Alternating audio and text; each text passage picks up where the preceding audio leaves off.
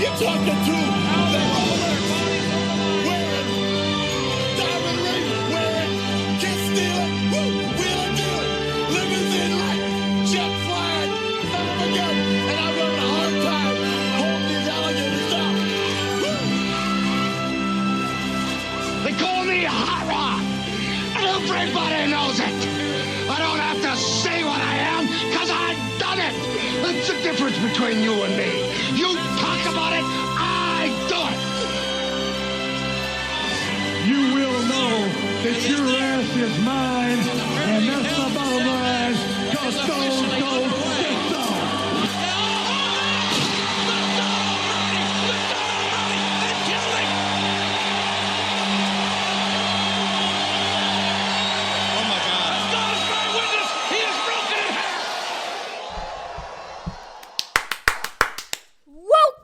Welcome to the Eastside Dave and Son Wrestling Show! And happy WrestleMania weekend! Yes, sir, Stanley Mac. Oh, excuse me, Stanley Mac. Thank you for the introduction. And my God, it is WrestleMania weekend, bro. Are you excited? I'm so excited. Who's excited? Me. Stanley Mac's excited? Right now, I'm excited. The Mac Foundation is excited? Yep. Are the cool dudes excited? The cool dudes are excited. Is everyone excited? Everyone's excited. We need to be excited. We're excited. Okay. You're excited? I'm excited. Okay. On a scale of 1 to 10, how excited are you? 1,000. Wow! Breaking the very scale, the barometer with which we measure our excitement. And that is, of course, Stanley Mac. My name is Eastside Dave. This is the Eastside Dave and Son Wrestling Show. And yes, Daddy, it is our WrestleMania Spectacular. And we're excited to be here. And we're going to talk all about these 2 nights, these 2 days and nights of wrestling. But in addition to WWE, we're going to do a little AEW chat. And we're going to promote the Dave Man's next wrestling appearance this April, in fact, just in 2 weeks. How about that? IWF Davey Mac is back in action. But Stanley Mac, here you are. You're back. It's great to see you. It's great to see my co-host once again, even though I see you all the time, being that you're my son. But nevertheless, we only do this show. I mean, we do this. We've been doing this show for what? How many years now? 7? 8. We Eight. started in 2015. 8. This is insanity to me. 2015 is when we started, bro. Okay? 2015. So, how crazy is that? That's crazy. Yes. All right? You've been doing this. You're an 8-year wrestling show veteran at this point. And you're still only 13 years old, which is insane to me. So congratulations on that. At some point, you're going to have one of the longest reigning broadcasting careers in wrestling history. Dare I say, longer than even Michael Cole. I hope so. Did you think I was going to choose a Jim Ross? Or a thought- Gorilla Monsoon? You know, I was someone like that? hoping. Yeah. Are you a Michael Cole fan? No. No! You're not a Michael Cole fan. You're lucky that in your eras, you got 2 way better announcers. Who are the better announcers? Lost and Lawler and Gorilla and Jesse the Body. Gorilla and Jesse the Body Ventura were a phenomenal team, and Jim Ross and Jerry Lawler were a phenomenal team. I agree with you on that. And so you're upset about your broadcasting team, Michael Cole? Very upset. Well, listen, that's who he is. What do you want from me? That's your generation right there, Michael Cole. Now, let's get into my appearance because I'm very important. I'm very special. 2 weeks from now, April 15th, in Nutley, New Jersey, IWF returns. That's the Independent Wrestling Federation. And, of course, yours truly, Eastside Dave, New Jersey's greatest wrestling manager, will be there. And let me tell you something. I intend to win a lot of gold. Do you understand? Because not only am I managing my boys, the Atkins brothers, Robert and Brian Atkins, two Ivy League amateur wrestling champions, people who went to Princeton, people who have intelligence, unlike many others that I could discuss, including my co-partner on this very show, who's sitting 2 inches to my left. I'm 13 years old. But you're stupid. With all due respect, I know a father's not supposed to say that to his son, but I'm the heel on the damn show. I'm supposed to act this way. You're a babyface. The bottom line is, unless you, Stanley Mac, get into Princeton, and by the way, you're going to be paying your own tuition, my friend, unless you get some sort of scholarship. I ain't Daddy Warbucks over here, okay? You think I'm raising little orphan Annie in a mansion? You got another thing coming, pal. So unless you can get a job right now at the age of 13, start saving. Because by 18, if you try to go to Ivy League school, you're going to need about $100,000 a year for that tuition. Good luck, partner. Unless you get into Princeton, don't even talk to me about my boys, the All-Americans, Brian and Robert Atkins, who used to be IWF Tag Team Champions. And guess what happened when they were IWF Tag Team Champions? Doing things the right way. Drinking the milk. Taking the vitamins. Shaking the hands, kissing the babies, waving to the fans. Hi! Guess what happened? Nothing! As soon as they lost a match and they lost their championships, that entire audience forgot about them like that in a second. They needed me, the ultimate strategist, the man with the brains, Eastside Dave, New Jersey's greatest manager. They needed me, and guess who got them another tag team championship match? It's gonna be the All-Americans, Brian and Robert Atkins, against the master of chaos himself, Kevin Knight, and live wire Charles Gaston. Two very large men. Kevin Knight about 6'6", 285 pounds of muscle. Charles Gaston about 6'2", 265 pounds, pure muscle. Both bodybuilding physiques. You think that scares the All-American, Brian and Robert Atkins? You think that scares them? They'll tie you guys up like a pretzel with your big muscles. It's just a big bunch of salami that we're going to cut up and devour. And that's not all. Because in the main event, my man, Benjamin T. Asher, with the movie star looks and the love from the ladies, and doing his own thing, following his own rules, with me by his side, is taking on the Dark Oracle Sage for the IWF Heavyweight Championship. And mark my words, we're coming out with the gold. I guarantee you, Benjamin T. Asher defeats the Dark Oracle Sage in 2 weeks at IWF in the big super show in Nutley, New Jersey. Tickets available at campiwf.com. That's campiwf.com for tickets, ladies and germs. Thoughts and opinions. Stanley Mac, am I taking all the gold? Talk into the microphone. You're taking all the gold at the 26th anniversary. You're taking all the gold. Okay. Now, talking to the microphone rather than looking at me, my man, because every time you look at me, I can't, the words. You gotta know that the wrestling fans need to hear your words, okay?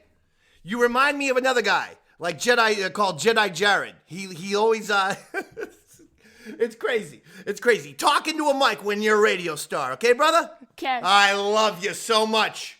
You're a good kid, you know that? So that's the IWF side of things. campiwf.com. But honestly, analysis, like honest analysis.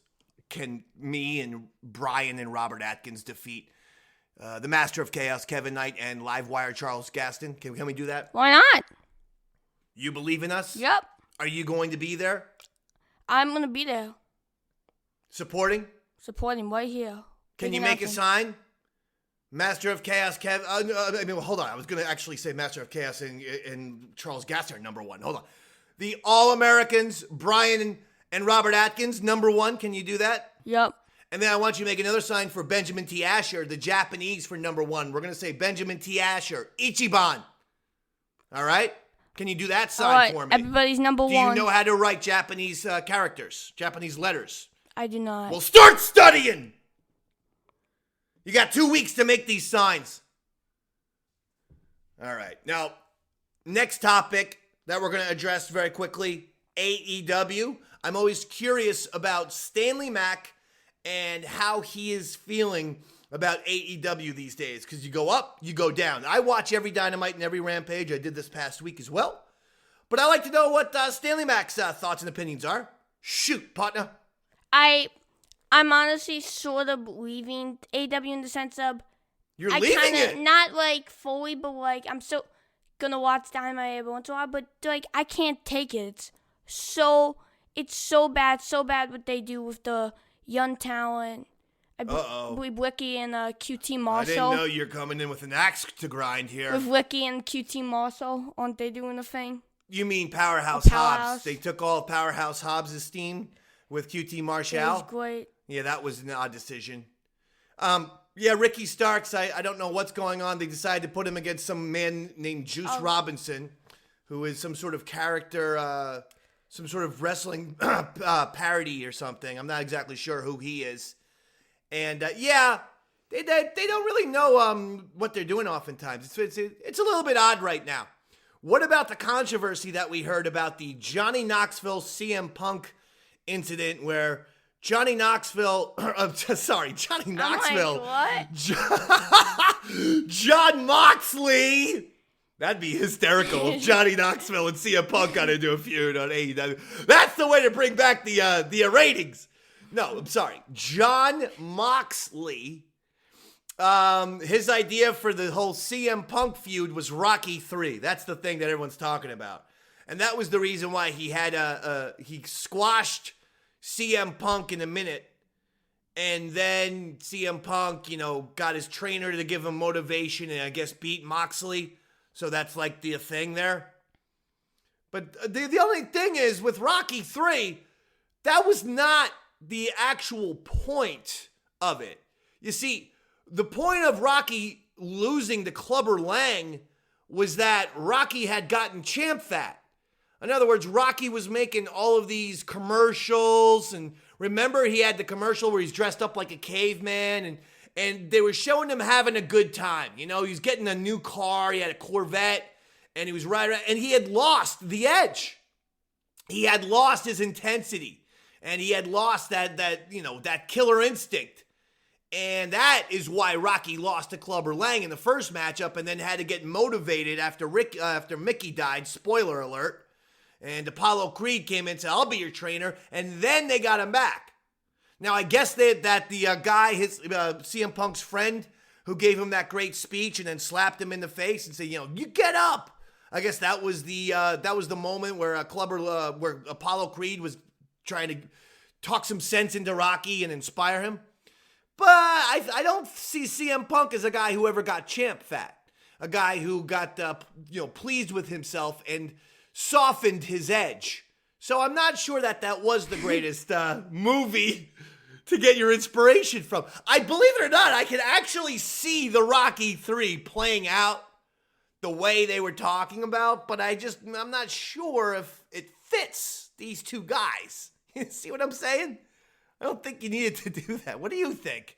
I think that probably wasn't necessary. I mean, they probably should have just given Punk the title, honestly, on Dynamite, I think. Well, at least don't have him get squashed. Yeah. I agree with you. That was strange, but the squashed was due to an injury. He was still hurt. And the whole thing was a bit off. You probably could have just done some more montages and have just a big, huge championship fight between the two guys. Didn't need to have the one with the thing and then he comes back. I get it, Moxley, but I don't think it fits. That's the thing. I don't think it fit these two people. Do you think Tony Khan is doing a good job right now? No. Uh-oh. That was as quick of an answer as you possible can get. So I want you to get on that mic and tell me exactly why you are disappointed in Tony Khan. If that is your case. I don't want to put words in your mouth. You're the one saying these things, though. He comes across to me very odd. And I'd say not professional. Oh, boy. In the sense of, like, he seems to me like sometimes he acts and stuff like a little kid still. Oh, jeez. Yeah. I understand. What, with the crazy hair? The hairdo? Yeah. Crazy eyes, too? And the crazy hugs? The crazy press conferences? Or the crazy interviews he gives to wrestling reporters and bloggers? Oh. Which one of the crazy things? Yeah. Yeah, that's the problem. All of the crazy things now are starting to catch up with a company that is really close to going to Impact territory or get Punk back. And seriously, can we please make the Bucks and Kenny Omega not the vice presidents? It's fine if Tony Khan wants to watch him on TV. But here is the thing. This is my takeaway. This trios division is a total disaster because not only has it weakened the tag team division, it's weakened the singles division. You have Jericho now with getting two buddies from the Jericho Appreciation Society joining the trios division. You have Moxley and Claudio. It was a big deal just 3 months ago when Claudio joined the AEW. Now you have both Moxley and Claudio Wheeler. They're doing the damn trios division. The whole House of Black is the trios division. You got the Lucha Bros and what's his face, the British guy Neville, doing the trios division. You got everyone doing the trios division. You have no one on singles, and the tag team division is horrendous. AEW bragged about the tag team division for years. They have the worst tag team division in wrestling, but the singles division is also weak. Weak. Come on. I love MJF. I think he's doing fantastically. And yeah, we love Ricky Starks, Powerhouse Hobbs. They destroyed the Acclaimed. The Young Guns are still good. They took off my, I love Swerve. I thought Swerve was hurt. No, they just don't know how to use him, I guess. He got totally over as a heel and on his own through a press conference into then performing it on the air. And now all of a sudden we don't see him. What is the issue with wrestling companies blowing momentum? It's so simple when a lot of people either like or dislike. When someone's getting cheered a lot or booed a lot, put them on TV. Give them promos in wrestling matches. It's that simple. So I'm frustrated a little bit with Tony Khan as well. I'm going to transition actually into the WWE right now because they're doing that with LA Knight. They're not free from this. SmackDown was on last night. They had the Andre the Giant battle, Memorial Battle Royal, which used to be on WrestleMania itself, but now it's on the SmackDown before WrestleMania. Fine. I don't care. I'm not complaining. But I told you before it happened, they should give LA Knight this win. They're in Los Angeles. The guy is getting over. He gets to the Final Four. Everyone's excited. Oh, LA Knight's going to win. LA Knight. And then he loses. Not only do they start booing when LA Knight gets eliminated from the match, as he's walking back, the entire arena had loud LA Knight chants. Loud LA Knight chants. And I don't know if either A, the crowd was out of sync with the LA Knight chants, or B, conspiracy theory, the WWE pumped in, generic crowd cheering noises to sort of, cover up the LA Knight chants. But I heard the LA Knight chants and I saw the people chanting LA Knight. And then there was it was weird. It was a little out of sync. And I thought, well, either the fans are ass sync or potentially WWE is actually pumping in cheering noises so that to go on top over the LA Knight audio. This is insane, WWE. You have hit a home run. You have found someone in LA Knight who is getting over, who the fans like, who they're cheering and chanting for. Why do you keep having him lose matches? Why do you keep not giving the fans what they want? They do this all the time in the WWE, and they never make up for it. Remember Heavy Machinery? When we're getting over as a big tag team, give them the belts. It's not so hard. AEW, WWE, when they're popular, give them wins. Jeez. Thoughts and opinions, Mac? Yeah, I think LA Knight definitely has been misused. I mean, there's no doubt about it that LA Knight's been misused. He's been misused. What would you do with him? I honestly, I know the rumors before were that they had Austin, but Austin declined it. A match against LA Knight. Okay, forget about Austin Theory. Not Austin. Give. Oh, Stone Cold The Steve other Austin? Austin. Yeah, well, that's not going to happen right now. But this is what needs to happen. Have him start winning every match. Then you got someone for Cody, dummies. Don't devalue LA Knight before we can have him with Cody. Better start making some heels for Cody, folks. Does WWE ever plan ahead? Why not act for once, plan ahead, instead of making things up all the time?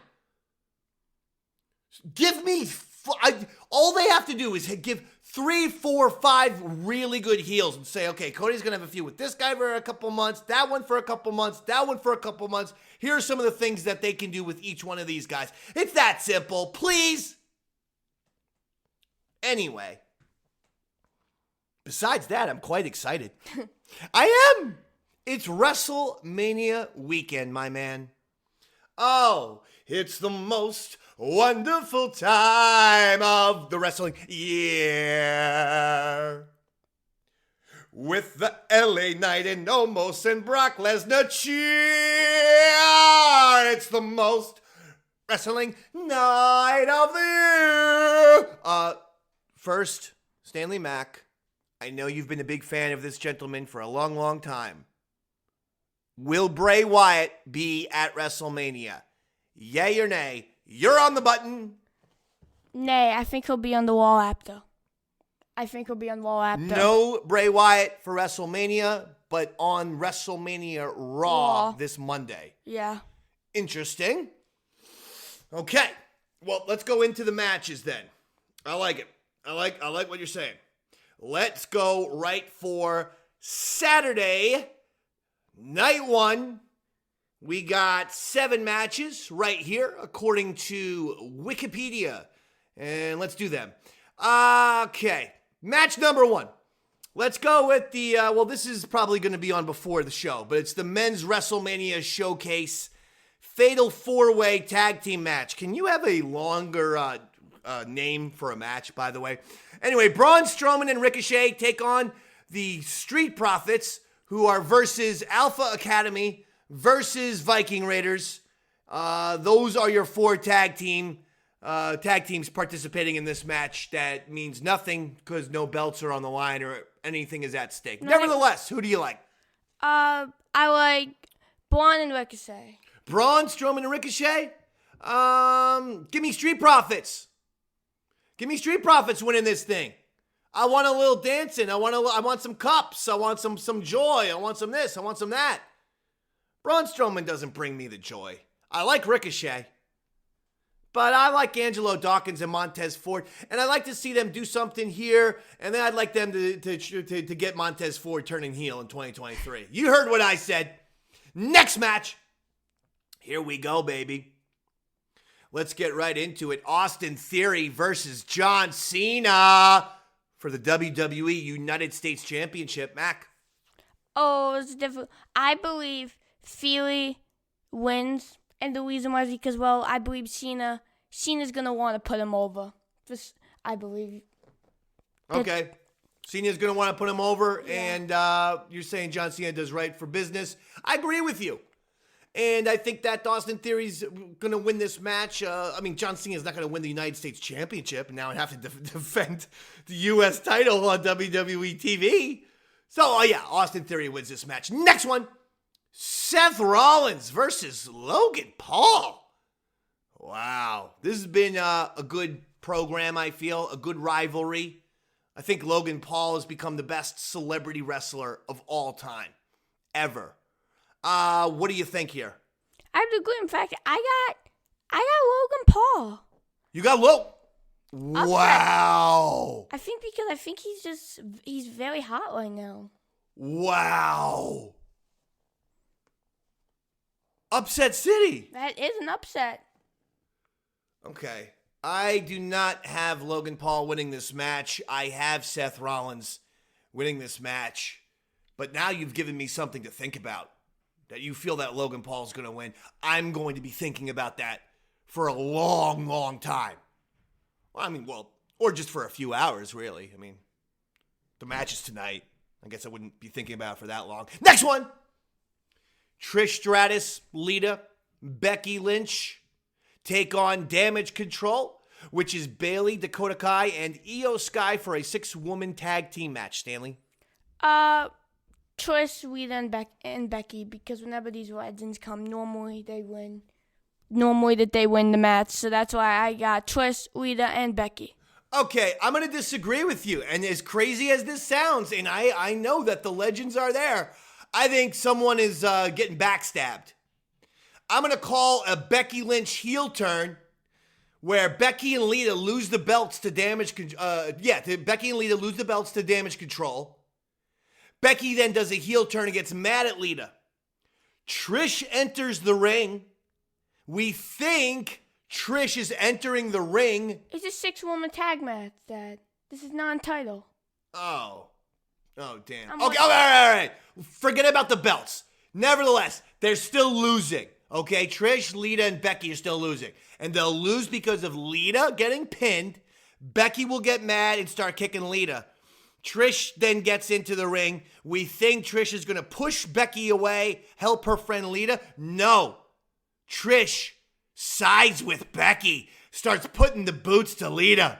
We get a little double heel turn here. What do you think about that? That would be shocking. Yeah, that would be good. And honestly, I feel like Becky's been acting heelish. Her interviews are getting more and more obnoxious. Now, if she's just coming across obnoxious, then, and she's going for babyface, then, ugh. But if they're kind of setting her up as she's getting the ego back and the arrogance and she's bitter and angry and crazy, then I think those promos are working. If that's what it is, they're subtly saying, hey, she's going to heal. And this is the opportunity right here. And then just to get people talking, Trish, remember she turned on Jericho all those years ago at WrestleMania? Yep. Considered to be a big-time backstab? She's going to do it again. Then we could have a nice Lita Trish Stratus match, perhaps, at the next pay-per-view. Kind of like a Legends match, maybe, something like that. You see what I'm saying? Yeah. All right. Next one. Rey Mysterio versus Dominic Mysterio. This blood feud, father versus son. They remind me of the Eastside Dave and Son Wrestling Show. Trust me, many, many a time I have felt like Rey Mysterio. And, giving a 619 to Stanley. Many a time I've felt like giving him a superplex. Sometimes if he doesn't, finish all the vegetables or drink the milk. He's always, can I get some milk? Can I get some milk? Yeah, here you go. Here's the milk. Then I pour the glass of milk. The next thing you know, the meal's eaten, and there's still, 3/4 of the milk are in the glass. I go, good job enjoying that milk now. And he doesn't finish the milk. So what do I want to do? Give him a frog splash. I identify. Who do you like here, Stan? Dominic, because that would be awesome. That Dominic? Yeah. Why? Give me some reasoning for because, Dominic. WrestleMania. You want the bad guy to be his dad up. You know why? Yeah. He's going to retire Way, I think. I think Way's actually going to retire. Okay. Very disconcerting that you're rooting for the son to beat up his father. since on this program you're the son component and I am the father. So this is troubling to me. I'm going with Rey Mysterio at this point out of self-preservation. Just to survive this weekend, I'm going with Rey Mysterio. Next one. Charlotte Flair versus Rhea Ripley for the Women's SmackDown Championship. Stanley? This is not easy. I think I'm actually going to go with Charlotte to retain. I'm going to go with Charlotte to retain. You're going with Charlotte. And talk to me. Why Charlotte? Because I just think that, like, Rhea Ripley is going to do her own thing like the Judgment Day, and I don't really see her getting the title. Okay, I gotta disagree with you on this one. Rhea Ripley has to win the championship. Charlotte already beat her at WrestleMania. Wow. If they went with Charlotte, woo-wee. I don't know. I don't think that would be good for Rhea Ripley. I gotta go with Rhea on this one. Now, final match. Usos, Jay and Jimmy, your undisputed WWE Tag Team Champions versus Kevin Owens and Sami Zayn. I tweeted out this week that I thought Kevin Owens and Sami Zayn's, tag team should be called the Ozane Layer. I even designed a poster that had Sami and Kevin in it, and then I put a nice little ozone layer at the bottom of the picture and at the top of the picture. I did not get any retweets or likes from Kevin Owens or Sami Zayn who were tagged in the photo. I'm just throwing it out there. So you're going to see what happens with my prediction after the lack of retweets. Because the ozane layer, come on, that's amazing. And then you could be like, the ozane layer will protect you from the bloodline. You get it? Like the ozone layer protects you from the sun. The ozane layer protects you from the blood. Anyway, lack of tweets and retweets, lack of, in fact, you didn't like it. You don't like this idea. I don't. It doesn't make any sense. Yeah, you hate it. Since when were they out of Kevin space? Owens, Sami Zayn. You know how they always combine things, letters in people's names? So I'm taking the O from Owens, and I'm taking the Zayn, calling it Ozane, and then I'm throwing the layer, because it sounds like ozone. So ozane layer. Anyway, I hate when they do that. Oh. So that's why you don't like it. Yeah. Okay. Too. Can you please talk into the mic? Yeah. Thank you, pal. Next one is going to be, here we go. Drew McIntyre. Oh, this is night 2. We're on to night 2. Okay. Let's go with night 2 right away, my man. And let's go for the WWE Intercontinental Championship. Gunther, your Intercontinental Champion, versus Sheamus versus Drew McIntyre. Now, I got Sheamus, and the reason why is because I believe Sheamus he's gonna win because Gunther, I believe, will be one of the first contenders for the world title. Oh. Wait, so who you going with? Sheamus. So Sheamus for the victory. I don't see this happening. He's like the third guy I see winning this championship. Actually, I think Gunther retains.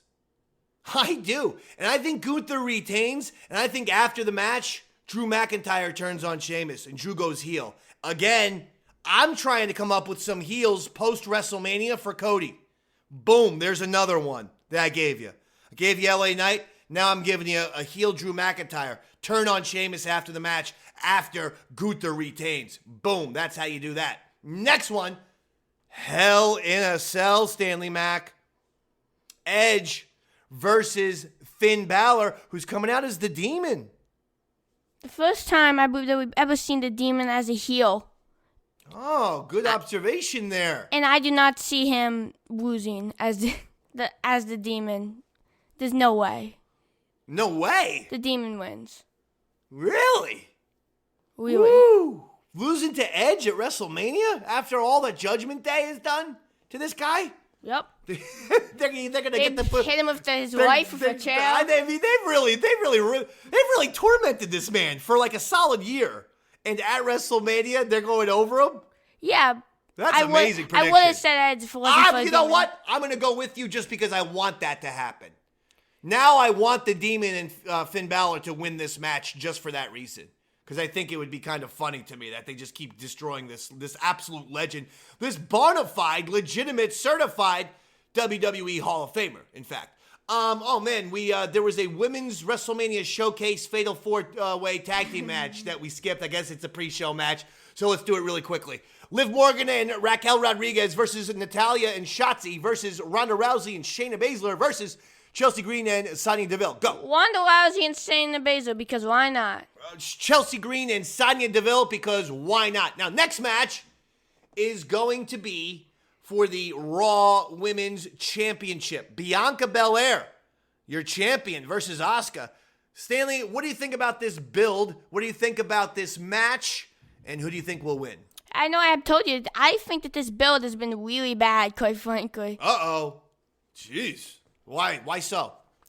Just Because they haven't been on television? Yeah, I mean... It's felt like that, at least. It feels like, to me, that it is the second woman's match. I think looking back on it, you know what they could have done?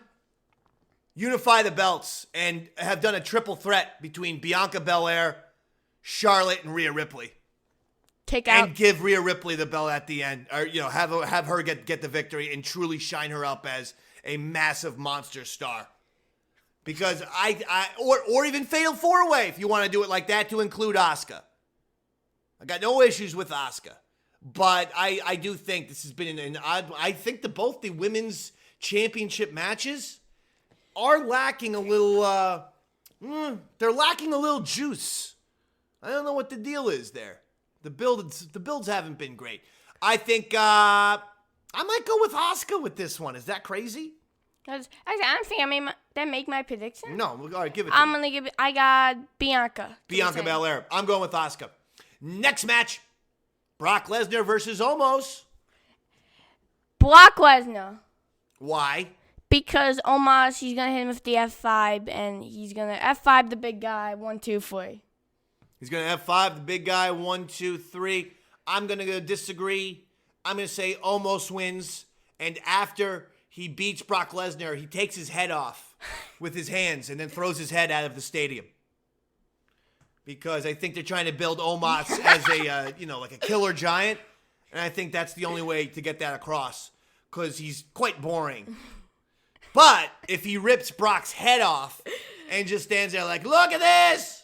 Look, everyone! I have taken Brocky's head off! And I don't know if this is what, kind of accent this is. I'm just kind of spitballing here. You go, oh, look, kind of like Gladiator. Remember the guy, at the beginning of the movie, and the Germans cut somebody's head off, or whoever that tribe was, and they cut the guy's head off? Do it like that. But then throw it really far. Actually, don't even throw it out of the stadium. Throw it into, like, the 30th row or something. That's a great souvenir for somebody to go home with. Would you rather have Cody's belt that he gives to the fans in the front row? Bret Hart's sunglasses that he gives to the friend, or Brock's head. I think Brock's bloody head that Omos throws to you. Oh, that would kind of be disgusting. I think a lot of people are going to choose Brock's head. Shrink it. That's a great keepsake. Shrink it and make it a Christmas ornament. Oh, shrink it and put a little hook on it? Yeah. And then you can make it a Christmas ornament? I love that. Or I'll tell you what, hollow it out a little bit, just the middle. You can make it the star. You can put it on top of the tree. That'd be kind of cool. What if we take out his eyes, hollow out his eyes, and put some red lights in there? So, we make his eyes red, too. Ooh. Let's think about doing that with the dead head, too. Yeah. All right. So, that gets us to the main event.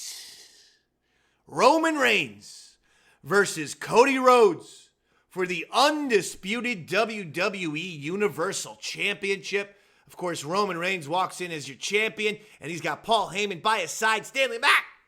Well, I think we all know who's going to win this, though. Cody Rhodes is winning.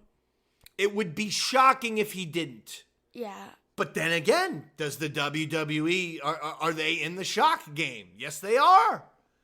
They like a good surprise. Nick Khan, I saw his interview with a couple different people. He was making some sort of sports programming, tour where he was on First Take with Stephen A. Smith, and then he was on Colin Cowherd.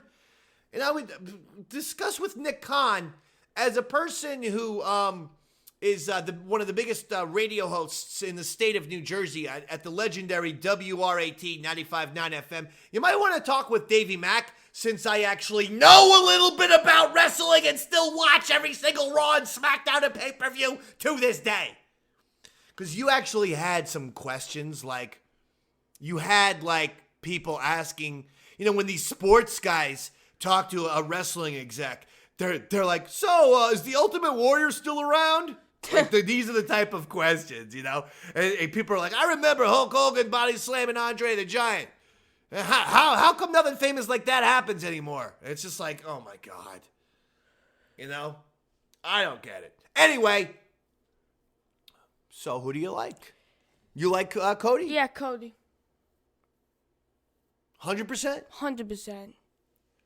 Does Cody get any help from anybody? Yeah, probably Sammy. Sammy and Kevin?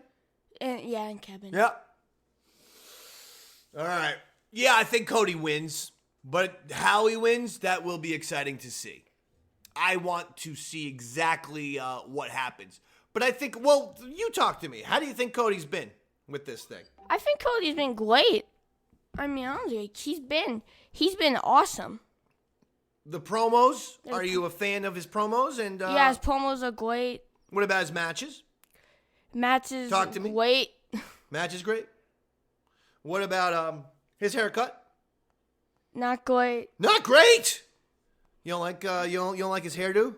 That's okay. What about his boots? You like that? Those? I don't know the grade that. How about the robe?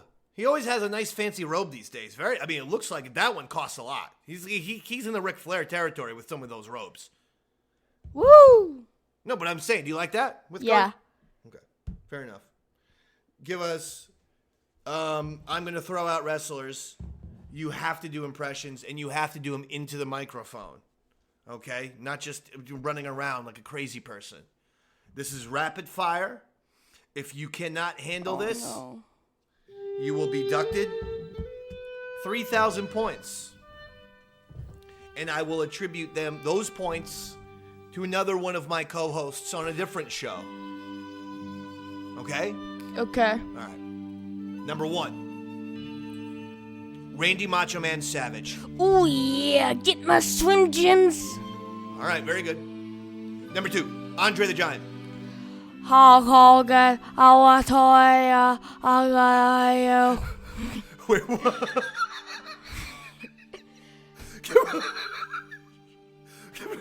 Can you give? Was that Andre the Giant? That was. That was Andre the Giant and not Helen Keller? That was Andre. Okay, all right, just do it again. Please. That was one of your... Wait. Hulk Hogan, Well, okay.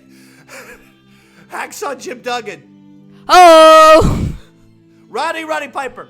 Oh, I'm gonna throw a coconut at... And Triple H. I am the game. And finally, Vince McMahon.